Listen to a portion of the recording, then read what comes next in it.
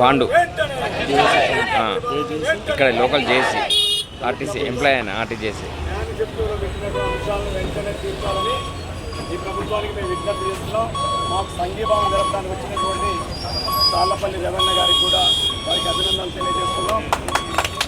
వారు అమూల్యమైన సందేశాన్ని ఈరోజు తెలంగాణ రాష్ట్ర వ్యాప్తంగా ఆర్టీసీ కార్మికులు ఉద్యోగస్తులు ఈరోజు సమ్మె నోటీసు ఇచ్చి ప్రభుత్వం చర్చలో విఫలమై వారి యొక్క న్యాయమైనటువంటి 30 డిమాండ్లలో కనీసం 32 డిమాండ్లలో కనీసం ఒక్క డిమాండ్ కూడా నెరవేర్చాలనేటువంటి ఈ ప్రభుత్వం మొండి వైఖరికి నిరసనగా సమ్మె నోటీసు ఇచ్చి రాష్ట్ర వ్యాప్తంగా అన్ని డిపోల ముందు నిరసనకు దిగినటువంటి ఈ యొక్క ఆర్టీసీ ఉద్యోగస్తులకు మాల మహారాణి జాతీయ పక్షాన రాష్ట్ర పక్షాన పూర్తి మద్దతు ఇస్తా ఉన్నాం. వారి యొక్క న్యాయమైన డిమాండ్లు నెరవేర్చబడిన వరకు వారి ఎంట ఉంటామని చెప్పి హామీ ఇస్తా ఉన్నాం. ఈ సభలో పాల్గొంటామని చెప్పి వారికి చేతోడు వాదోడుగా ఉంటాం.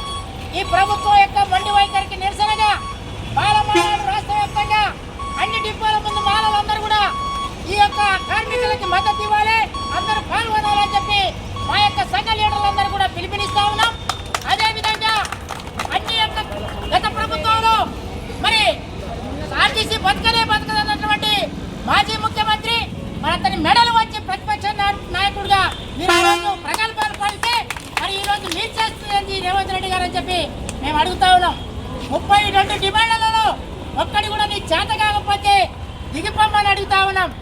ఈ యొక్క చేత కానటువంటి నీ ప్రభుత్వాన్ని మరి మేమందరూ కూడా ఎండగడతా ఉన్నాం.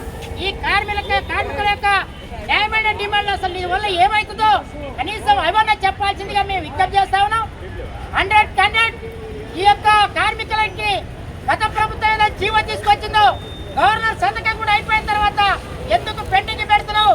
అసలు నీ కోరిక ఏందో, నీ డిమాండ్ ఏందో ఇంకా నీ దగ్గర కూడా ఈ ప్రభుత్వాలకు ఇక్కడ 2 నెలలు మరి మా కార్మికులు ఇంకా చచ్చిపోవాలని చెప్పి నీకేమన్నా కోరిక ఉందా?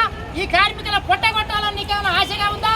అంటే అగ్రవర్ణ ఆధిపత్య కులాలు రాజకీయ నాయకులు కుట్రలో భాగంగా నీ యొక్క పాత్ర కూడా ఏమనుంటే ముఖ్యమంత్రి గారు చెప్పమని అడుగుతా ఉన్నాం.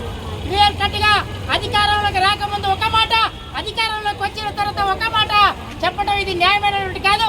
స్టేజీల మీద ఊపదంపుడు ఉపన్యాసాలు ఇచ్చడం కాదు, ఈ యొక్క డిమాండ్లను నెరవేర్చడం ఈ ప్రభుత్వ లక్షణం.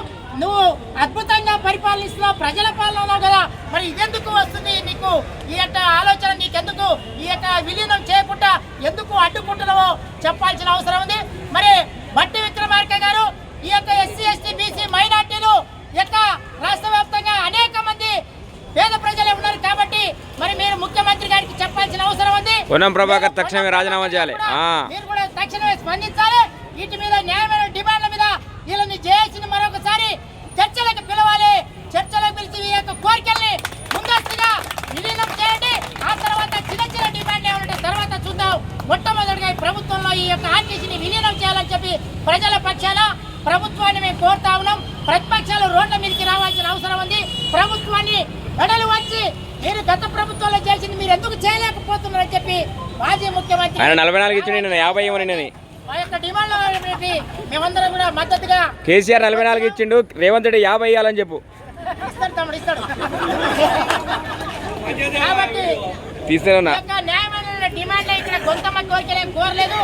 నువ్వు ఏదైతే ప్రతిపక్ష నేతగా ఉన్నప్పుడు ఏమైతే చెప్పినావో అవే చెయ్యి, కొత్త ఒక్కడు కూడా చేయబాకు. వాళ్ళు కొంతమంది కోరికలు కోరట్లేరు.